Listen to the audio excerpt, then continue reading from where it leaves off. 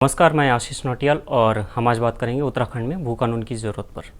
भू कानून यानी लैंड लॉ। इस वीडियो में हम बात करेंगे कि इस बारे में क्यों बात हो रही है, इस कानून की कौन लोग मांग कर रहे हैं और इसकी क्यों ज़रूरत पड़ी, ये अचानक में कहाँ से चर्चा में आया, इस बारे में भी हम लोग बात करेंगे। इसके क्या समाधान है, सरकार इस बारे में क्या सोच रही है, आम लोग इस बारे में क्या सोच रहे हैं, हम इस पर भी बात करेंगे। मेरी मातृभूमि मातृभूमि यो मेरी पितृभूमि, ओ भूमि तेरी जय जयकारा, म्यार हिमाला हिमाला तेरी जय जयकारा, म्यार हिमाला। सबसे पहले जानना ज़रूरी है कि उत्तराखंड में भू कानून की वर्तमान स्थिति क्या है। जब उत्तराखंड राज्य वर्ष 2000 में बना था, उस वक्त इस राज्य में भू कानून प्रभावी था। उत्तर प्रदेश जमींदारी विनाश एवं भूमि सुधार अधिनियम के रूप में ही यहाँ पर भू कानून लागू था। और वर्ष 2007 में जब भुवन चंद्र खंडूड़ी जी राज्य के मुख्यमंत्री बने तो उन्होंने इसे सीमित कर दिया।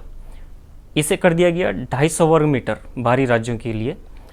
इससे पहले राज्य में बाहर के राज्य के लोग, उत्तराखंड में बाहर के राज्य के लोग 500 वर्ग मीटर जमीन खरीद सकते थे। वर्ष 2018 में त्रिवेंद्र सिंह रावत जी जब मुख्यमंत्री थे, उन्होंने एक अध्यादेश के जरिए इस सीमा को ही ख़त्म कर दिया। यानी अब यहाँ पर कोई भी कितनी भी पर्वतीय, कृषि या औद्योगिक रूप से किसी भी तरह ज़मीन खरीद सकता था और ये कैप हटा दी गई। इसके कुछ तर्क थे उस सरकार के पास, इसके कारण थे, और अभी भी कुछ लोग इसको डिफेंड कर रहे हैं, जबकि एक जो स्थानीय लोग हैं, जो ग्रामीण हैं, जो जहाँ जहाँ रहता है, वो इसको डिफेंड कर रहा है। वो कह रहा है कि जिस तरह का भू कानून हिमाचल राज्य में है, वो भी पहाड़ी राज्य है, जिस तरह का भूमि कानून वहाँ पर लागू है, वैसा ही उत्तराखंड में भी लागू किया जाए। समस्या ये है कि उत्तराखंड के स्थानीय लोग तो ये चाहते हैं, लेकिन कई राजनेता और जो लोग इन्वेस्टमेंट, उद्योग जैसे तर्क देते हैं, वो लोग इस जनता की राय से सहमत नहीं हो पाते हैं। भले ही वो भी उत्तराखंडी, ये बात अलग है, लेकिन कुछ तर्क दिए जाते हैं, कुछ इसके समर्थन में तर्क दे रहे हैं, कुछ इसके विरोध में तर्क दे रहे हैं। तो हम एक तरफ से इस पर बात करेंगे कि चक्कर क्या है। कुछ दिन पहले जब राजनीतिक उथल पुथल उत्तराखंड में चल रही थी, पिछले 5-6 महीने में हमने देखा है कि 2-3 सीएम हमारे सामने आ गए। पहले त्रिवेंद्र सिंह रावत ने जब इस्तीफा दिया, उसके तुरंत बाद तीरथ सिंह रावत हमारे मुख्यमंत्री बने। जब तीरथ सिंह रावत जी शुरुआत में थे, एकदम माहौल बनाने के मूड में दिख रहे थे, वो कई विषयों पर बात कर रहे थे। उन्होंने कहा, उनके सामने देवस्थानम बोर्ड और उत्तराखंड मांगे भू कानून, 2 विषय बहुत बड़े बन गए। रोजगार तब भी बड़ा विषय नहीं था, लेकिन ये 2 विषय बहुत अच्छे थे। इस पे चर्चा हुई, सोशल मीडिया पे लोगों ने बात करना शुरू किया, और दोनों मुद्दे अभी भी खड़े हैं। जैसे तब थे वैसे ही अभी हैं, भले ही अब मुख्यमंत्री पुष्करधामी हो चुके हैं। इन दोनों मुद्दों में से अभी हमारा विषय है उत्तराखंड में भू कानून की मांग। लोगों का मानना है, स्थानीय लोग मांग कर रहे हैं कि उत्तराखंड में भू कानून बनाया जाए। ट्विटर पर हैशटैग शुरू हुआ, उत्तराखंड मांगे भू कानून। ये हैशटैग इतना विस्तृत, इतना विशाल हुआ, ये इतना आगे बढ़ गया, इसने इतनी रफ्तार पकड़ी कि अब ये इस बारे में गांव-गांव में बात हो रही है। महिलाएं इस बारे में बात करें, बुजुर्ग इस बारे में बात करें, और ये एक तरह से पूरा क्रांति बन गया है, आंदोलन बन गया है। उत्तराखंड में होने वाली क्रांति और आंदोलन इसलिए खूबसूरत लगते हैं क्योंकि वो कोई विद्रोह जैसे नहीं होते हैं। विद्रोह जैसे थे श्रीदेव सुमन जैसे लोगों का ये राज्य है, जिन्होंने बलिदान दिए, जिन्होंने विद्रोह किए राजशाही और ब्रिटिश हुकूमत के खिलाफ। ये राज्य गिरदा जैसे लोगों का है, लोक कवियों का है। तो बेशक यहाँ पर कुछ आंदोलन जो खूबसूरत लगते हैं, और धीरे धीरे ये उत्तराखंड में भू कानून की मांग भी एक खूबसूरत आंदोलन बन चुका है। हमारी याददाश्त में हमने जो बचपन से देखा, तो हमने सुना था कि उत्तराखंड के लिए लोगों ने कई तरह के त्याग करे, कई लोक कवि सामने आए, कलाकार वर्ग सामने आया, समाज का जो जो वर्ग था, गांव के ग्रामीण, पढ़े लिखे, कम पढ़े लिखे, अनपढ़, रोजगार वाले, बेरोजगार वाले, नेता, कम नेता, सब लोग एक साथ आए और उन्होंने उत्तराखंड की मांग की थी। हमने सिर्फ सुना था, लोग गीत गाते थे, लोकगीत गाते थे, लोकोक्तियों का इस्तेमाल किया जाता था। उत्तराखंड में भू कानून की मांग पर एक बार फिर से वही माहौल बना हुआ है। अन्य राज्य के जो लोग हैं वो भी इस बात को देखें और वैसे मैं इस वीडियो में वही एक्सप्लेन करूंगा ताकि बाहर के राज्य के जो लोग रहने वाले हैं वो भी इसे देखें और इसे कम से कम उत्तराखंड से बाहर की एक मुहिम बनाएं। यह किसी उत्तराखंड में भू कानून की मांग करना किसी बाहरी राज्य के प्रति विद्रोह नहीं है, बाहरी लोगों का यहाँ पर आने से रोकने जैसा भी नहीं है, और आगे हम इस पर बात करेंगे। खैर, लेकिन पहले मुद्दा ये है कि ये आंदोलन अब खासकर युवाओं के बीच में बहुत लोकप्रिय हुआ है। धीरे धीरे इसमें इसका राजनीतिकरण भी होने लगा। राजनीतिकरण जैसे जैसे होने लगा तो पहले जो लोग मना कर रहे थे कि नहीं नहीं मुझे ट्विटर पर टैग करके मत पूछो, ट्विटर पर मैं कुछ कन्वर्सेशन देख रहा था, कुछ लोगों ने उस पर बात की कि नहीं नहीं तुम ट्रोल हो, तुम्हें इस पर बात नहीं करनी चाहिए, बात करो तो अपने तक करो, मुझे टैग करने की ज़रूरत नहीं है। जैसे ये थोड़ा कुछ राजनीतिक तरह से फेमस होना शुरू हुआ राज्य में, तो उन्हीं लोगों ने भी बात करनी, वरिष्ठ लोगों को अपना पैनल में बिठाया, उनके साथ बात की, तो लगा कि हाँ अब कुछ होने वाला है, लेकिन हुआ अभी कुछ नहीं। बीच में थोड़ा सा ये उत्तराखंड मांगे भू कानून वाली मांग थोड़ा सा धीमी पड़ी जब राजनीतिक उथल पुथल हो रही थी, लेकिन ये अभियान फिर से स्वस्थ है, इस पर लोग बात कर रहे हैं और ये कभी भी चर्चा से बाहर नहीं गया है। अब लोगों ने मन बना लिया है कि राज्य में कुछ हो, मुख्यमंत्री आए जाएं, किसी राज्य में सरकार बने ना बने, लेकिन उनकी मांग है उत्तराखंड में भू कानून की। ये किस लिए चाहिए? भू कानून को लोग इसलिए मांग रहे हैं, वो चाहते हैं कि जो उत्तराखंड में बची हुई सभ्यता है, ये सभ्यता क्या है? उत्तराखंड के राज्य की जो बहुत बड़ी आबादी है वो पर्वतीय क्षेत्रों में निवास करती है।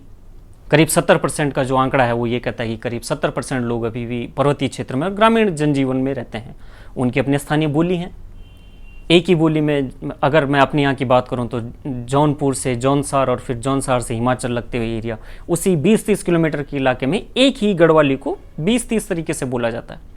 ये सब बहुत छोटे छोटे से गांव हैं। पहाड़ में ऐसा नहीं होता है कि कोई 1000 लोगों का गांव बसा हुआ है। वहाँ पर 50 परिवार होते हैं, उनमें बहुत छोटी सी आबादी होती है। उनका अपना रहन सहन होता है, उनका अपना खान पान का तरीका होता है, उनके अपने खेती करने के तरीके होते हैं, उनकी कृषि के तरीके, उनके लोकगीत होते हैं, उनकी परंपराएं होती हैं, पहनावा होता है, और वो कई सदियों से इसी तरह से रहते आ रहे हैं। इस कानून की मांग, इस कानून की ज़रूरत इसलिए पड़ रही है क्योंकि पिछले कुछ सालों में राज्य में जो डेमोग्राफी है उसमें बहुत तेज शिफ्ट आया है। मैदानी जिलों की अगर हम बात करें तो हरिद्वार जैसे ज़िले हो गए, जिसे धर्मनगरी हम लोग कहते हैं, वहाँ पर जनसंख्या बहुत तेज़ी से बदली है, अपराध के तरीके बढ़े हैं। ये कुमाऊं के जो सीमाओं से लगे हुए ज़िले हैं, आप उनमें देख लीजिए, ये भी तो अब वो भी उत्तराखंडी है ना। जरूरी नहीं कि वो गढ़वाली हो या कुमाऊनी हो, लेकिन वो तो उत्तराखंडी जो वहाँ पर रह रहा है। इसके अलावा एक बड़ी घुसपैठ क्या हुई? इसके अलावा एक बड़ी घुसपैठ ये हुई है कि जो गांव थे वहाँ पर स्थानीय लोगों को कुछ लोग लालच में आकर के और कुछ लोगों ने मजबूरी से अपनी जो ज़मीन थी, जो कृषि योग्य भूमि थी, जिसमें वो उनके दादा परदादा कृषि किया करते थे, बाहर के लोगों को बेच दी। अब इससे नुकसान क्या हुआ? सवाल तो यही है। ऐसा करके हुआ ये कि जो एकदम रिजर्व सभ्यताएं थी, जो बिल्कुल रिजर्व जगहें थी, उनमें हस्तक्षेप हो गया। अब सवाल ये उठता है कि एक राज्य में क्या बाहर के लोग नहीं आ सकते हैं?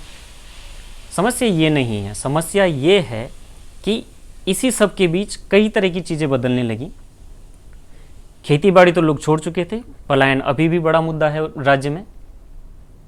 कुछ लोग नौकरी के लिए, रोजगार की वजह से बाहर जाते हैं, कुछ लोग अन्य कारणों से बाहर जाते हैं, कुछ अच्छे जीवन शैली के लिए बाहर जाते हैं। अच्छी की परिभाषाएं सबकी अपनी अपनी हैं। हम लोग खेती बाड़ी से, कृषि की अगर हम बात करें तो कृषि योग्य भूमि का आंकड़ा बहुत घटिया है। ये हर साल कम ही हो रहा है। 2011-12 में कृषि योग्य भूमि अगर 14% थी तो वह 7% रह गई है। लोगों ने पारंपरिक कृषि करते थे, कोदू, झंगोरू, मंडुआ, बाजरा जिसको कहते हैं, वो सब करते थे। मनरेगा के साथ साथ जो कृषक थे वो भी मजदूर बन चुके हैं। वो अब कृषि नहीं करते हैं। जो उनके खेत थे वो छूट गए। उन खेतों में कुछ नहीं उगता है, पानी नहीं जाता है, वो स्थानीय समस्याएं बनी हुई हैं, सरकारें आई गई, मुख्यमंत्री कितने ही हुए, बधाइयाँ, यशस्वी, प्रातः स्मरणीय, आदरणीय चलता रहा, गांव वैसे ही हैं। पौड़ी जिले की, अगर पौड़ी जिले से तो काफ़ी लोग परिचित हैं, क्योंकि हमारे CDS जो विपिन रावत जी हैं वो भी उसी जगह से आते हैं, और NS डोभाल भी वहीं से आते हैं, तो बाहर के राज्यों के लिए ज़्यादा रिलेट करना इसलिए शायद आसान रहता है। अब दुर्भाग्य देखिए कि पौड़ी जिले में ही पलायन सबसे ज़्यादा हुआ है। कुछ सालों पहले मैं एक रिपोर्ट आई थी तो उसमें देख रहा था, तो पौड़ी के जो गांव खाली हुए, जो वहाँ पर खेत छूट गए थे, जो वहाँ पर घर थे लोकल आर्किटेक्चर में बने हुए, उसमें पठाली थी, मिट्टी था, पत्थर था, वो गांव वीरान हो गए और वहाँ आकर नेपाल के लोग रहने लगे। ये वर्तमान स्थिति शायद हो सकता है, मतलब मैं उम्मीद ही कर सकता हूँ कि ऐसी न हो और कुछ सुधरी हो। शायद कोविड में भी ये हुआ है, कुछ लोग लौटे हैं, कुछ लोगों को तब लगा कि नहीं, वास्तविकता मूल तो यही है। कुछ लोगों ने तब प्रयास किए और इसी बीच में उत्तराखंड में भू कानून की मांग भी जोर पकड़ने लग गई। अब बात करते हैं कि हो क्या रहा है, स्थानीय लोग इस बारे में क्या बात कर रहे हैं। ट्विटर पे कुछ दिनों पहले बात कर रहे थे लोग कि कोई मजबूरी में घर से नहीं जाता है, कोई जानबूझ के अपने घर को नहीं छोड़ रहा है, क्योंकि कुछ लोगों ने तर्क दिए कि हम लोग उत्तराखंड में भू कानून की मांग क्यों कर रहे हैं जब वो वहाँ रहते ही नहीं है। हम खुद ही अपना सांस्कृतिक गौरव छोड़ करके आ गए, हम बाहरी लोगों पर क्या वो दिखा सकते हैं। हमें खुद ही उस चीज़ की परवाह नहीं है कि हम क्या छोड़ करके आए हैं क्या। ठीक है, मजबूरी है। मुझे आज भी याद है बचपन में कई, और इसकी मजबूरी का कारण एक बहुत छोटा सा मैं बताता हूँ कि जब हम छोटे थे तो कई परिवार ऐसे थे कि उनके पास घर में कमाने तो रुपए की ज़्यादा ज़रूरत पहाड़ों में पड़ती नहीं। जब तक विधायक निधि वगैरह बहुत कूल नहीं हुआ था, ठेकेदारी प्रथा बहुत ज़्यादा लोगों की आम जीवन में घुसी नहीं थी, तब तक गांव में लोगों की ज़रूरतें बहुत सीमित हुआ करती थी। ऐसा नहीं कि पैसों की ज़रूरत ही नहीं पड़ती थी, लेकिन बहुत कम। धीरे धीरे लोगों की ज़रूरतें बढ़ने लगी, शिक्षा की ज़रूरतें बढ़ने लगी, लोग अपने बच्चों को अच्छा स्कूल देना चाहते हैं। स्कूल भी गांव में है, लेकिन शिक्षा की क्वालिटी का सबको मालूम है, सबको अंदाजा है। अन्य भी कारण है। मुझे बचपन का एक किस्सा अपना याद आता है कि गांव के जो लोग, जिन परिवारों के पास बहुत ज़्यादा ज़मीन खेती करने के लिए नहीं होती थी, उनके छोटे बच्चों को नौकरी करने के लिए बाहर जाना होता था। वो जब धार पार जाते थे तो वो आखिरी छोर तक अपने गांव को देखते रहते थे। एक धार, दो धार, तीसरी धार, वो जाते जाते आखिरी पेड़ भी जब तक उसे अपने गांव का दिखता था तो उसे देखता रहता था। तो ये लगाव है, ये सांस्कृतिक लगाव है। वो लोग जब उस उत्तराखंड में इस तरह की बातें, वो जो अपने रोजगार पर कहीं गया हुआ है लेकिन उसकी टक जिसे कहते हैं, एक जो ध्यान जिसे कहते हैं, उसका ध्यान अपने गांव में लगा हुआ है। वो सोच रहा है कि आज नहीं तो कल वो लौटेगा और वहाँ पर कुछ करेगा। लेकिन हो क्या रहा है कि जब तक वहाँ जा रहा है तब तक वहाँ पर वो वैसा गाँव रह नहीं गया।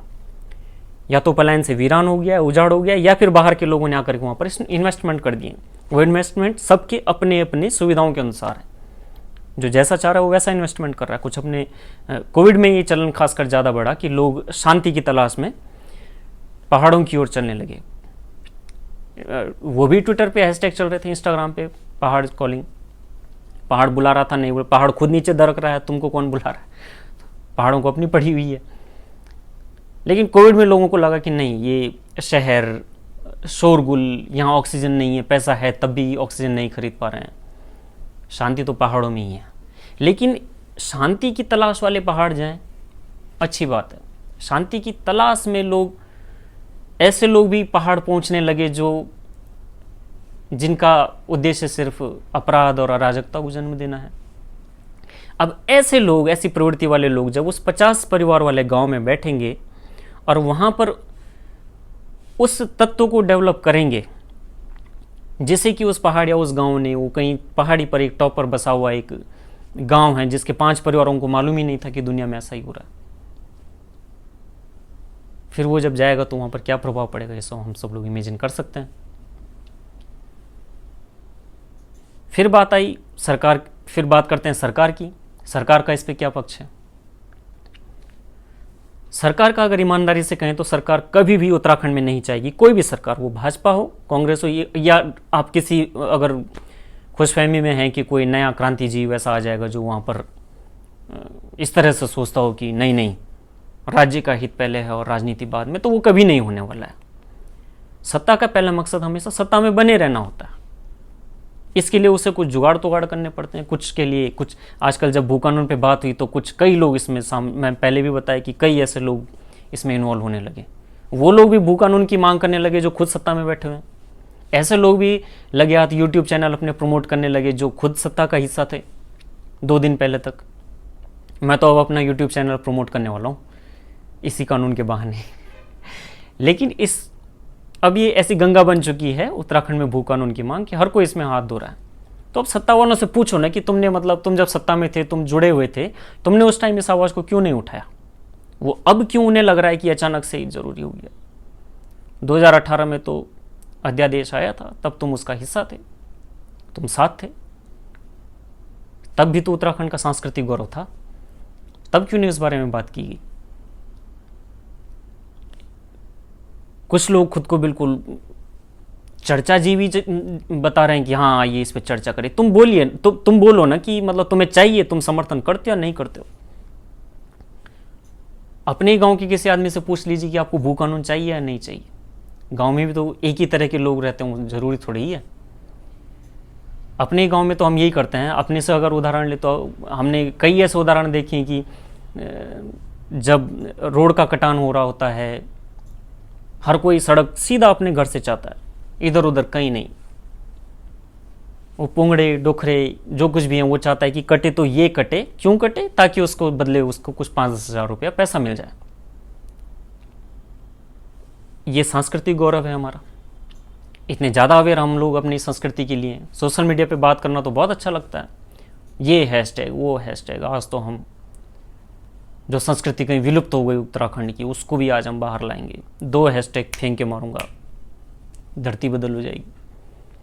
और हकीकत हमारी ये है, हकीकत हमारी ये है कि हम चकबंदी की बात करते हैं और गांव में अपने ही बीच का कोई आदमी अगर कुछ काम करने के लिए जाता है, सोचता है कि अगर वो अच्छा करेगा और सफल रहा तो वो उदाहरण पेश करेगा।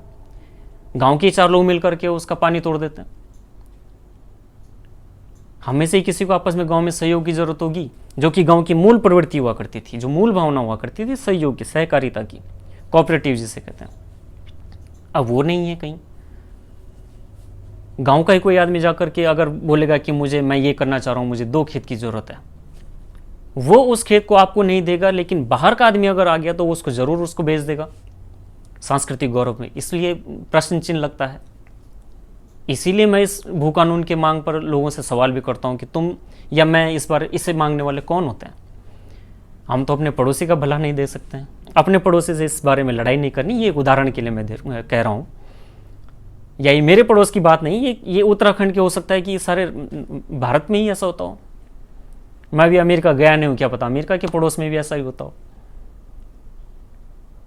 तो चलिए वो तो दूसरा मुद्दा है, खैर उस पर हम नहीं आएंगे। हम सहयोग की बात कर रहे थे।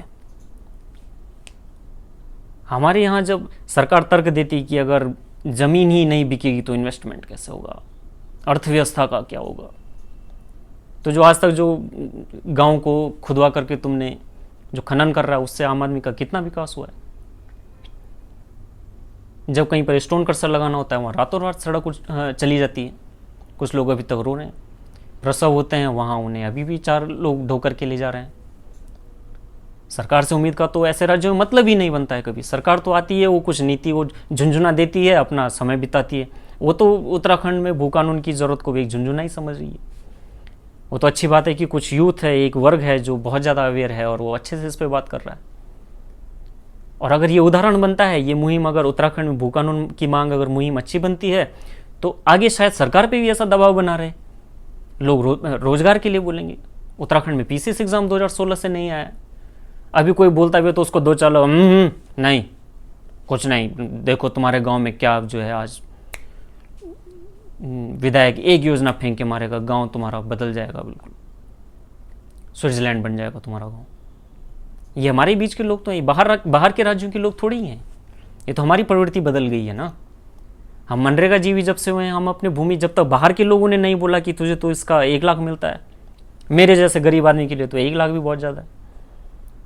मैं तो तुरंत राजी हो जाता हूँ कि नहीं कमाया, जिन्होंने मेरे दादा बूढ़ा ने कमाया तो कमाया, मेरे किस काम का है ये, मुझे तो ये समेट करके कहीं जाना है, अच्छी लाइफस्टाइल जीनी है।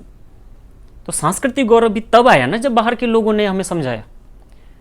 हम अपने आप तो एक दूसरे से इतने टूट गए हैं, एक दूसरे से इतना कट चुके हैं आपस में कि हमें सांस्कृतिक प्राइड की हम बात ही नहीं कर सकते हैं। रही बात उद्योगों को आने की, तो सरकार से हम यहाँ पर वास्तव में पूछ सकते हैं कि जो अगर टूरिज्म से इतना हेल्प हो रहा है तो स्थानीय लोगों का जनजीवन क्यों नहीं बदल रहा है? 2 रुपए के चावल से तो किसी का जनजीवन नहीं बदला आज तक। कई लोग ऐसे ही वही चावल खा खा के निकल गए, 13 हो गई, बरसी हो गई, कुछ जीवन बदला ही नहीं। अपने स्थानीय प्रतिनिधियों से तो हम सिर्फ इतना ही पूछ सकते हैं ना कि ये क्यों नहीं बदल रहा है, अगर इतनी योजनाएं हैं और हैं भी। लेकिन प्रतिनिधि से पूछिए जो एजेंट के रूप में काम करते हैं, जनजीवन क्यों नहीं बदल रहा है। टूरिज्म अगर इतना बड़ा तुम्हारा विषय है, तुम्हारी आमदनी का इतना बड़ा विषय है, तो टूरिज्म के लिए तुम्हारे क्षेत्र में किसी गवर्नमेंट ने क्या कर दिया? वो पॉलिसी तुम तक पहुंची? जब न्यूज़पेपर में हम पढ़ते हैं कि आज आदरणीय जी ने और यशस्वी जी ने फलाना 1000 करोड़ का इन्वेस्टमेंट बोल दिया है, अब तो उत्तराखंड का बन जाएगा मिनी स्विट्जरलैंड। तो उत्तराखंड में कितनी ही ऑलरेडी। नेताजी के इन्वेस्टमेंट से तो अब तक स्विट्जरलैंड वालों के लिए कुछ नज़ीर बन जाते, लेकिन वैसा क्यों नहीं हो रहा? अगर मैं अपने एरिया की बात करूं तो जब हम स्कूल बचपन में जाते थे तो अखबारों में कटिंग पढ़ा करते थे कि स्वखोली के लिए डिक्लेयर हो गया इतना बजट। कहाँ गया वो बजट? स्वखोली में एक आज तक सरकारी बेंच नहीं लगी है कहीं। ऐसा कोई साल नहीं जब स्वखोली के सौंदर्यीकरण की खबर न छपती हो अखबार में। ये तो मूलभूत, ये तो हमारे मूलभूत जो हमें नजर आ रहा है, ये तो वो है ना। अगर टूरिज्म है तो तुम गवर्नमेंट क्यों नहीं कर रही है? टूरिज्म बोले ना।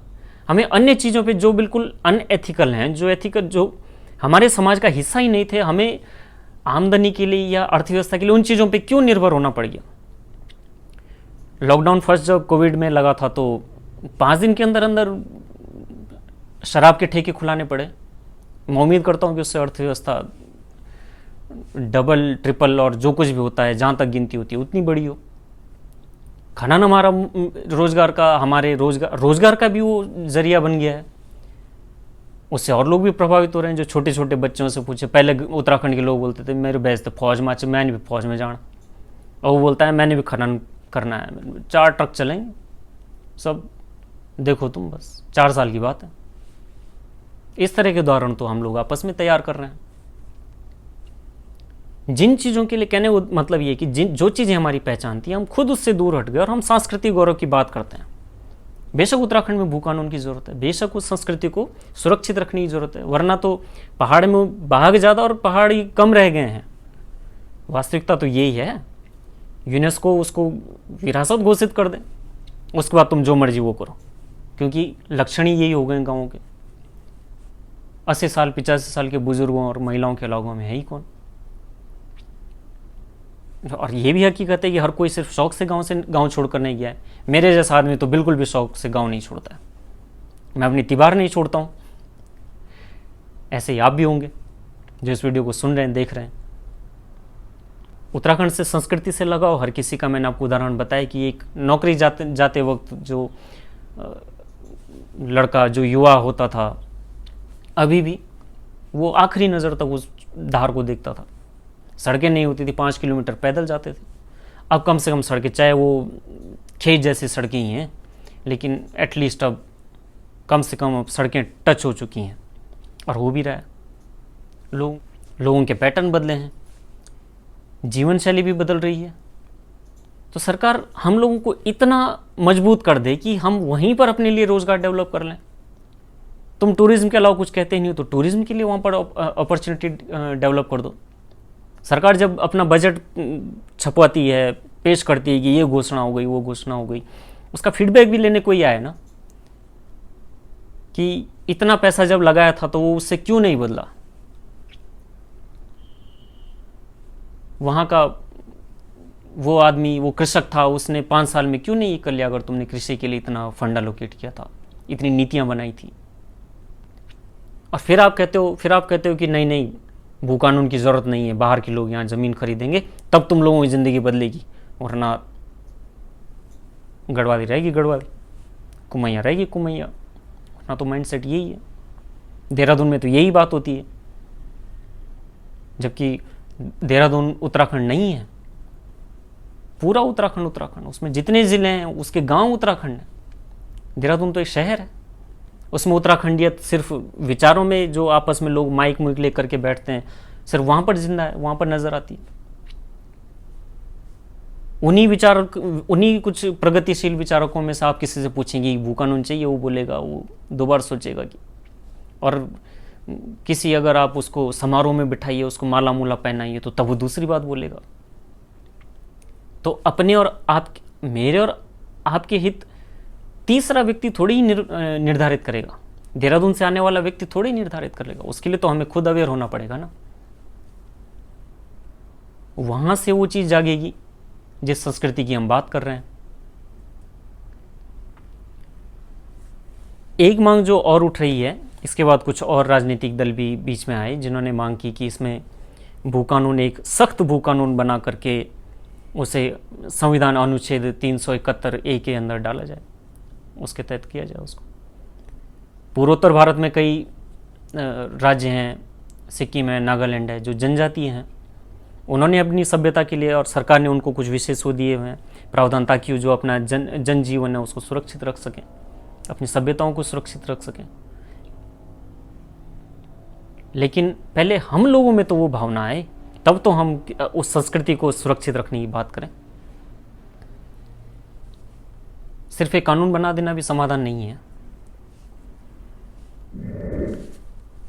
कुल मिलाकर के इस राज्य को भू कानून की जरूरत है। इसके संस्कृति की सुरक्षा के लिए जरूरत है, इसके स्थानीय लोगों के लिए जरूरत है, जनजातीय या ग्रामीण इलाके जो भी हैं उस व्यवस्था को उसी तरह से सुरक्षित रखने के लिए इस कानून की जरूरत है। उद्योगों के लिए, अर्थव्यवस्था के लिए और भी तरीके सरकार ईजाद कर सकती है। जमीन लीज पर ली जा सकती है, दी जा सकती है।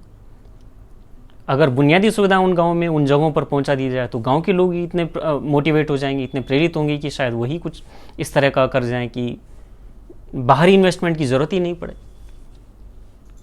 फिर बाहर के जो लोग आएंगे वो तो वैसे ही रहना चाहते हैं ना, जैसे ही परिवेश में आप रहते हैं वो उसी तरह से रहना चाहते हैं। ये भी तो अब ट्रेंड आया है।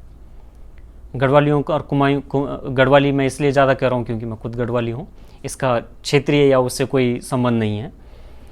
तो जिस तरह हम लोग कांसे के बर्तन में खाना खाते हैं, मट्ठा पीते हैं, वो लोग भी वैसे ही रहना चाहते हैं। आप लोग अपने आप रिजॉर्ट तैयार करिए, आप लोग अपनी ज़मीन पर खुद निवेश करिए, अच्छी तरह से कृषि करिए। पानी की समस्या है आपके यहाँ, सड़क की समस्या है, उन्हें अच्छे से कम्युनिकेट करिए, अच्छी जगह पर रखिए उनको, अपने प्रतिनिधियों को उसके लिए प्रेरित करिए, उनका भी कुछ ईमान जगाइए। इस तरह से व्यवस्थाएं सुधरेंगी। ये हमारी और आपकी बात है, ये सरकार की बात नहीं। ये पूरा आंदोलन भी सियासी नहीं है, ये सिर्फ उत्तराखंडियत का ही आंदोलन है। उसमें पौड़ी का भी है, टिहरी का भी है, देहरादून का भी है, हरिद्वार, चमोली, उत्तरकाशी, सब जिलों के लोग हैं।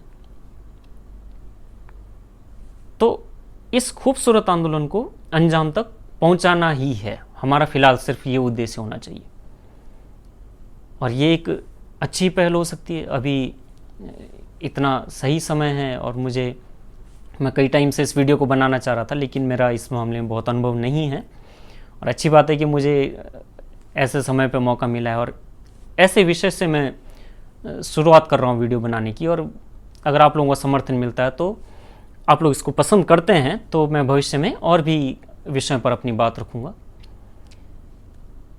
अभी श्रीदेव सुमन जी की पुण्यतिथि थी, अभी गिरदा का जन्मदिन आने वाला है। हमें इन तारीखों को भी खूबसूरत बनाना है, इस दिशा में भी सोचना होगा। और अपनी जो ज़रूरत है उससे पीछे मत हटिए। बीच में ये आंदोलन एक बार थोड़ा धीमा हुआ जब कुछ राजनीतिक लोगों ने इसे हाईजैक करने की कोशिश की, लेकिन ये फिर से अपनी रफ्तार पकड़ रहा है। इसे ज़िंदा रखिए, और ये अगर अच्छी नज़ीर बन जाता है, ये अपने अंजाम तक पहुंचता है, तो भविष्य में शायद बाकी भी मुहिम इस तरह से उठ सकें। जो सत्तासीन हैं, जो सत्ता में बैठे हुए हैं, वो सोचने पे मजबूर हो जाएं कि नहीं, वरना तो पहाड़ी राज्यों की बात कहीं आती नहीं है ना। हमारे अपने ब्लॉग में बैठ करके हम बोलने लगे तो उसको कोई नहीं सुनता है। सोशल मीडिया का अच्छा रोल है, जो भी जहीं पर अब तो लोग डालते हैं वीडियो क्लिप्स डालते हैं, जहाँ कोई अभाव है, जहाँ पर कुछ भी उसको रखते हैं। फ़र्क पड़ता हो राजनेताओं को, नहीं पड़ता हो, वो अलग बात है, लेकिन पड़ेगा। भू कानून से फ़र्क पड़ना शुरू हो गया है। वर्तमान जो सीएम है हमारे पुष्कर धामी, वो भी दूसरे दिन अपडेट कर रहे हैं कि मेरी केंद्र से इस बारे में बात हो रही है। कानून बनता है नहीं बनता है, लेकिन केंद्र से बात हो रही है, तो ये एक अच्छा संकेत है। वो इस बारे में बात कर रहे हैं, वो हमारे और आपके मुद्दों पर बात कर रहे हैं, वरना तो फर्क भी नहीं पड़ता था ना। हमने तो देखा है कि बेरोजगारों का एक बहुत बड़ा वर्ग तैयार हो गया, जो सिर्फ सरकारी नौकरी में रोजगार वाला यकीन रखता है। वो उसकी निजी राय है, वो पढ़ रहा है, वो उस दिशा में जाना चाहता है, वहाँ जा रहा है। कोई कृषि करना चाहता है, उसे उसमें गौरव महसूस होना चाहिए। कोई सांस्कृतिक रूप से आगे आना चाहता है, उसे उसमें गौरव महसूस होना चाहिए। इसी तरह से जब ये सब मुहिम जुड़ेंगी, तब जाकर के एक ताकत तैयार होगी, और ये भविष्य में हमारे नहीं तो शायद आने वाली पीढ़ी के काम आए। उम्मीद तो ये है कि हम इसी पीढ़ी में ही इस बदलाव को महसूस कर पाएंगे, और ये सब धरातल पर अप्लाई भी होगा। उम्मीद तो यही है। जिस रफ्तार से ये आंदोलन आगे बढ़ रहा है, इसको बढ़ाते रहिए। हर किसी से बात करिए, जहीं पर आप बैठ रहे हैं उसी से बात करिए, लोगों को अवेयर करिए। बाहर के राज्यों के लोग अगर पूछ रहे हैं, उन्हें भी इस बारे में बताइए कि ये क्यों ज़रूरी है।